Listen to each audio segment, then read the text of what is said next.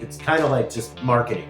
Like anyone else, I had a visceral reaction. Like, wait a minute, I don't like seeing a small business get, hung out to dry like that. Yeah, it hurts all of the relief organizations. We checked with both. What up, though? Minivan musician. Back again. We're at our new set. So. Yeah, we'll call it a set. It's under construction, but yeah, but we like it. It's gonna be really cool. So stay tuned for awesome stuff that's gonna be in it. Absolutely. I took Joe Rogan's idea that Mike Tyson made him do, where he got the wide table so that if there's a problem with Tyson, so who knows who we'll be interviewing, you know what I mean? So Mike's got a long reach, though. So. Yeah, I do. That's a funny way to say my arms are too long for my body. But anyways, I'm not sure where to start with this one. It's a little different. We kind of, just got sprung with this, so. Yeah. So John Ward with the Appalachian Channel. I knew about his channel just from his constant uploading his stuff from the region and everything like that.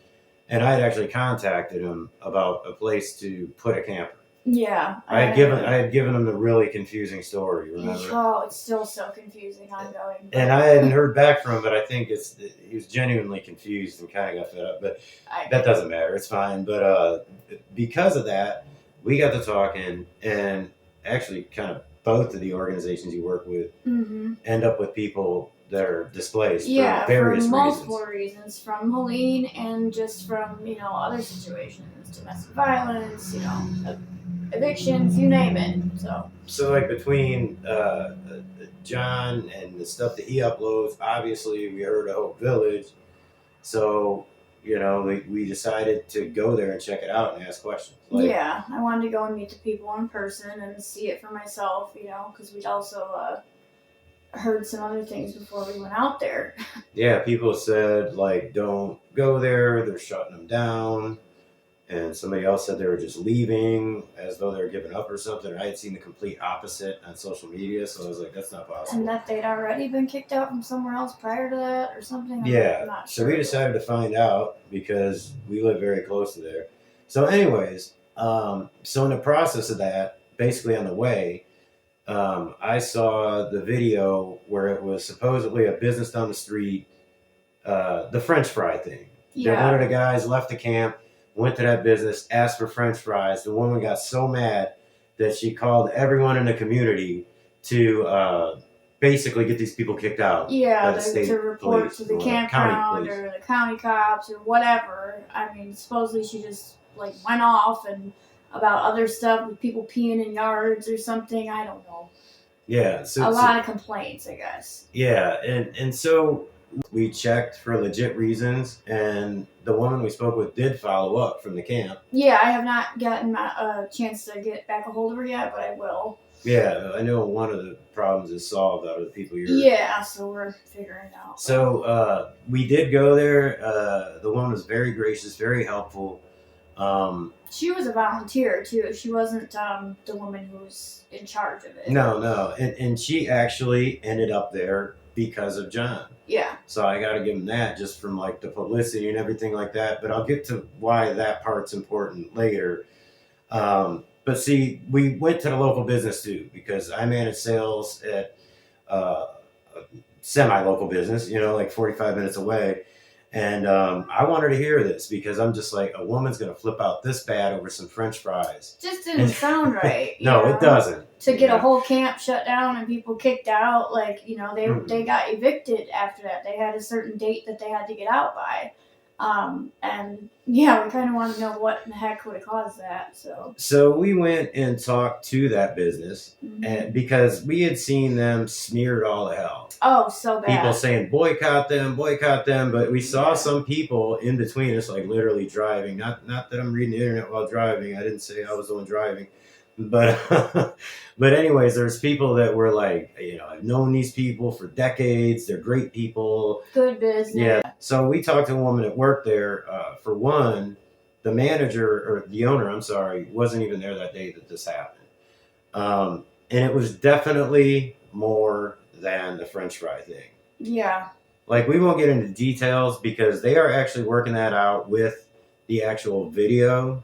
They actually followed up heavily with the county police because of the way they were getting smeared on it, the way it made them look. They wanted people to know, hey, like there was legitimate reason for this. Yeah, I mean, the lady even made a comment to us that, they've had people come in there that have been hungry and whatnot, that they have, generously fed and given a meal and stuff. So they're not, against people who are homeless or in bad situations by any means. No, so clearly this is something where the obvious was true, that it wasn't about French fries. And I know that's not what this whole thing is about. And to be honest, I love the stuff that Hope Village is doing. Oh, it's great. I was very impressed just from talking to the volunteer and the other guy that was there too, that volunteered, and one of the people who was staying there even when we got there. Yeah. I mean, what they're doing is great. It's a really great thing. So, like, I just, the sensationalism around it, the drama around it was just one of those things where I was like, wait a minute, I don't like seeing a small business get, hung out to dry like that. Yeah. Portions of this episode of Minivan Musician are brought to you by Hickory Furniture Market. Hickory, North Carolina's top-rated furniture store, and that's saying a lot in a city full of furniture stores. They boast the highest number of American-made products, have the largest selection of bunk beds in the entire region, carry true solid wood products in bunk beds, bedroom sets, and dining sets, and an entire mattress showroom, even with Hickory-made products. Mention this ad and receive 10% off of most products in the store. Again, mention Minivan Musician. Hickory Furniture Market is located at 1131 9th Avenue Southeast, 1 block off of Lenore Rhine in Hickory, North Carolina. They're saving you money every day they're open, and they're open every day. Don't confuse it with the Mart. Hickory Furniture Market is the working man's store. Visit hickoryfurnituremarket.com. Check out our Facebook page to search Hickory Furniture Market, or look at those reviews on the Google listing.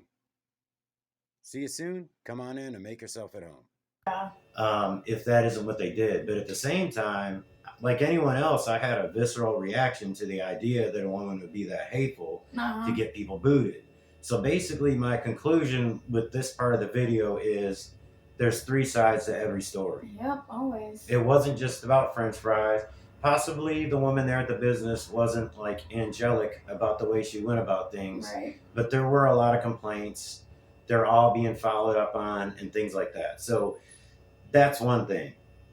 But the other thing is, I've been bothered about this for a little while. I thought I was being petty about it. So I asked a lot of people in the area, specifically people who have been here a long time and that were affected by the hurricane. And I'm a little bit bothered by the way that John has been titling these videos and the timing of it and everything. There's a lot of nuance and context to things, and I know someone intelligent like him can talk his way around what I'm about to say. But at a time when a lot of our donations that come in from out of state and stuff like that are based upon, oh my God, you have people that were so displaced from the hurricane that they're living in tents. They're living in tents, tent cities and stuff like that. Still. So, anybody, for the most part, people know that you can't get news on this from the mainstream media. John, luckily, I mean, honestly, like we said, it brought a volunteer. It's great that it's brought a lot of awareness to the situation. But I need you to know that in some ways it takes away from the situation. It does hurt us because, I mean, even working for a nonprofit, well, 2 of them, that have been helping with relief, it hurts all of the relief organizations, whether they're small or big, because when people see all that kind of, sensationalism and then find out it's not like what it seems, they don't want to donate. See, I know people don't know exactly what we're saying with what you just said. Okay, so when we're telling people, especially from out of state, like my guy Mike that'll watch this, who's given significantly, that there's people living in tent cities here. They go to YouTube and they search tent cities, Western North Carolina, Helene, whatever combination of keywords they get. John's videos are like 8 out of 10.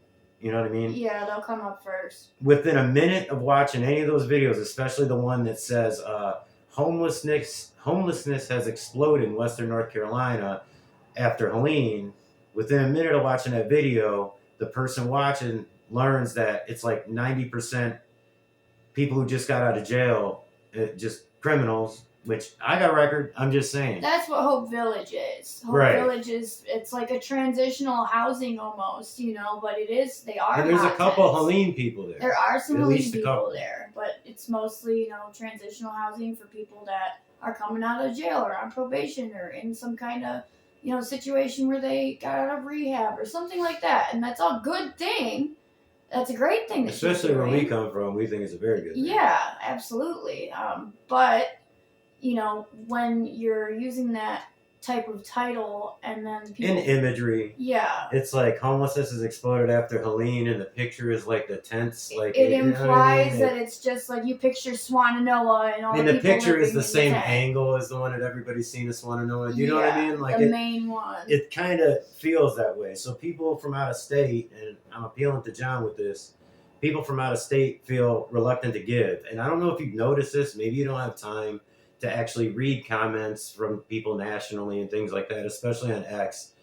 I'm not going to say the vast majority of people, but I would say more than half the people in the United States believe that it's like a couple dozen people in tents and displaced at this point. Yeah. They think it's a few stubborn people who whatever. They don't want to leave their property and they can't build in the flood zone, so they're staying in the tent. They're refusing to live in a luxury hotel. That's what they think. Yeah. And I know that you've told differently in your video. So that's what I mean. I definitely want to say that I love the content. You've been practically the only person covering this except us, and we've just been doing it in a small way. Van Swole has done a bunch of stuff. He's mainly on X, but that's all I really wanted to say is that it does make people skeptical, and I know that if you're able to get, and it may have come quickly, some of the success because of this devastation. I don't know. I didn't do the little tube buddy thing and look at your numbers and things like that, but so you may not realize it completely, but it's kind of like just marketing. It's this image with that title, with this situation going on. You know what I mean? It's the algorithm. It's bringing things up to people, and they're getting, like I said, 45 seconds into it going, oh, it's just the criminals and stuff that are displaced. Yeah, I'm not going to donate. Yeah. Or I'll donate less. Or I'll go find some other group to donate to. Yeah. And they never do. Or that we're all full of crap here that are saying there are people that are still displaced when there's not, which there are less. People in tents, there are less, okay? Progress is slow moving. But there's still a lot of people whose hotel stays ran out. That are in They're staying places that they need to get out of. Yeah, they have no idea where they're going to go. They're in campers that they can't stay in past May. I mean, all kinds of stuff. So that's all we wanted to go over is that I hope not too many people have boycotted a business because of an exaggeration on what seems to be both sides. I hope a lot of people aren't looking at the camp, Hope Village, as a negative either, like sensationalist type of thing. Yeah. And straying away from seeing that as a positive either. You know what I mean? Like emotions get high in situations like this. We've seen it before when certain things enter certain areas, neighborhoods, whatever. Yeah, people are upset. It's very similar to like, your suburb gets a low income apartment complex. Yeah, people have a fit. All of a sudden, every bit of crime comes from there. Right. You know what I mean? So that's all it is. It's just like with the video the other day. I mean, because I can almost picture us getting attacked right now. Oh, I'm sure. By her, even though I'm sitting here saying how great she is for what she's doing. That a whole lot of people were in the area at the time. There was no SWAT team there. Well, there were lots of cops. 7 cop cars with officers, and I found out actually, and that it was in a comment on one of those main threads from a local guy, that is a particular unit of cops, and there are 7 officers in that unit. So they came there, that unit, whatever it is. Who really have nothing else to do. Task force. I hate to say it that way, but they're the ones that came there because somebody had called to have those people removed. And I mean, think about it, an eviction. Yeah. I hate to say it, I've been evicted from an apartment. 2 or 3 cop cars came for me. Yeah, one person. Guy. Yeah. You know what I mean? So I really don't want the police to look terrible in the situation either. The way it was explained to me by an officer was actually by a county cop, or actually, sheriff's deputy, was that it's just like a traffic stop. Most of the time, when a second cop car comes, it's kind of like, hey, all right, what's going on? Right. It's not, they're not plotting against you to intimidate the hell out of you. It's not necessarily that. That does exist. But that's all I wanted to say is that I really hope people go back to their normal line of thinking on this, meaning, this is a great transitional place for people. This is a great business. The people there seemed extremely pleasant. They had full-on conversations with every person that came in there. They were really kind to us, and they definitely didn't have to be, because we came in there asking questions with, my volunteer tag on, and they yeah, that's right. You did have the volunteer tag on, so it probably looked like you worked for that. Yeah, but I mean, that's all we really had to say. We will be back with. I will get more of the short and chapter pieces out from the recent interview with the 3 volunteers that we had. Yes, Rodney, Ashley, and Big Yummy. And those are the kind of people that we want to make sure that what they're doing isn't badly affected by the way things are looked at. I hate to say it, but disasters have to be marketed a certain way for people to care. Yeah, that's all there is to it. And it can't be over sensationalized when, And it can't be not talked about either. Yeah, there's a medium there, and as someone who's being basically, alternative news, which is what we all are as podcasters, you have to be able to find that medium and stick to it and use integrity. It's very important. And realize that, and this is a compliment, you're pretty much the only one who's really been out there full-time covering this. People at least it watch, has any amount of views. Yeah. And then the woman that works with you. So it's like,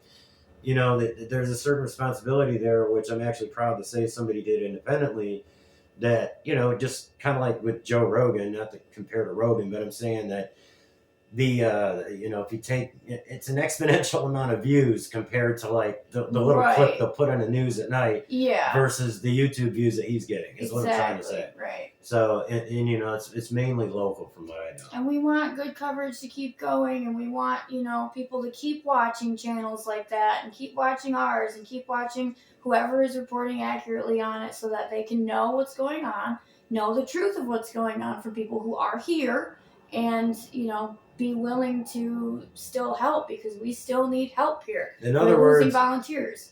An example would be, as much as we've, and I think John actually kind of debunked this a little bit, but just a good example would be, as much as we know 100% that the death toll is inaccurate and a lot more are gone than what the nation thinks.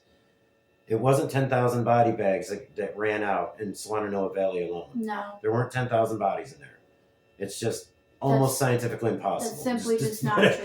That's not the way it worked. But that's an example of that just turns people off. You know what I mean? It is like a touchy thing, because we've interviewed people and some of the things they've said have turned people off. And some people say, who cares if it turns them off? It's their story or whatever. It does matter when this is going to be a thing going like very far forward. Yeah, we're 5 months in and we're not anywhere close to, better. So continue doing what you're doing. And I hope more people do that and just get out there. And we may even have some ideas we might shoot you where it's something we don't have time to cover, or there's expenses involved that we can't take on and stuff like that. We do what we can do, but I mean, she's like super busy. That needs coverage or whatever, because I have people that come in, from all over all the time, between Bear Closet, Low High. We have people that are just constantly in situations that you wouldn't believe. So and we just simply, you're too busy actually working there too to cover it. Yeah. Like, we haven't done any of that. No. We haven't covered any of. I know we will do an episode soon on the Bear Closet, because they really we really need a good spotlight on them, because it's a remarkable organization. The amount of stuff that comes in and out for people, it's holy amazing. Crap. If you saw videos, it's like a Walmart every day. It really is, and that's blessed. One location out of however many. Yeah, it's like we're just 4 or something. But the future looks bright in America. And even though that's probably read backwards, but we'll get this thing together right. We're in here freezing. You can probably see our breath. We haven't Yeah, we gotten got a the buddy heat heater figured on, out. but our electric heater didn't work tonight, so We'll have the mics next week. We'll have the lighting down pat next week, and we'll have the heat down next week. yeah. But for now, it's still a little better than sitting in the living room or whatever. And it'll be a good place to have guests come to interview if we need to. absolutely. So, Once we get the heat right. I'm excited, yeah. And then also, see this table right here, solid wood? That commercial you saw earlier, that's where it came from. So, and they're open every day. Yeah, every day. Yeah. Stop in on a Sunday, I guess. That's when I'm there by myself. All right. Well, I think that's all we got to say about it. We wish you all the best. Keep following coverage on Helene, please. Western North Carolina still needs help. Mad prayers going out to everyone that's been affected in Kentucky, Virginia, West Virginia, all those areas, because they are suffering right now. We'll probably do one on that too. We just sent trucks up there full of stuff too. So and before anybody gets mad about it, we are going to put an episode out that compares Lahaina, the Palisades, and what happened here. Yeah, we do have. And it's not done to insult anybody there. We mentioned it in the last interview, but I just want to put that out there. It'll probably be the next one that we do. And we're also going to do a little report card on Donald Trump. Yeah. So we'll see. Maybe you guys will hate us after that.